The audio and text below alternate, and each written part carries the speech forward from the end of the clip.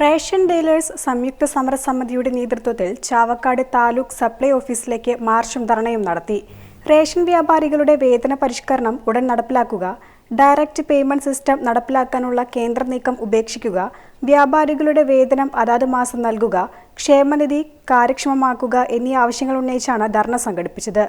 Civil station പരിസരത്ത് നിന്നും ആരംഭിച്ച മാർച്ച് ടൗൺ ചുറ്റി സപ്ലൈ ഓഫീസിന് മുന്നിൽ സമാപിച്ചു.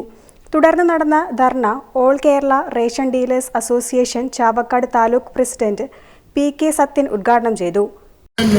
അന്ന് നമുക്ക് പൈസ കൂടി തരാം എന്ന് മാത്രം പറഞ്ഞുകൊണ്ട് കൊണ്ട് നടക്കുന്ന ഒരു പരിപാടിയാണ്. അപ്പോൾ ഗവൺമെന്റ് എന്ത് സാമ്പത്തികം ഉണ്ടാവും ആ കാലത്ത് കൂട്ടിത്തരാം എന്നുള്ളൊരു അഭിപ്രായത്തിലാണ് ഗവൺമെന്റ് പോകുന്നത്.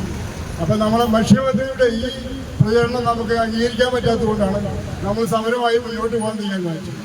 അപ്പോൾ എന്തു വന്നാലും പല ഭീഷണികളും ഉണ്ടായിരിക്കും. ഉദ്യോഗസ്ഥ തലത്തിലും മറ്റു തലത്തിലും എല്ലാം നല്ല ഭീഷണി ഉണ്ടായി. ഒറ്റ റേഷൻകട നമ്മുടെ യൂണിയനിൽപ്പെട്ട ഒറ്റ റേഷൻകടക്കാരും ഒരു കാരണവശാലും കട തുറക്കാനോ അരി എടുക്കുവാനോ ചെയ്യരുത് എന്ന് മാത്രമാണ് വിശദമായി പറയാനുള്ളത്. VB കണ്ണൻ അധ്യക്ഷത വഹിച്ചു. ഭാരവാഹികളായ KD Veeramani, Madhu, Premdas, A Somasundaran, KJ Jose, Rajeev എന്നിവർ സംസാരിച്ചു.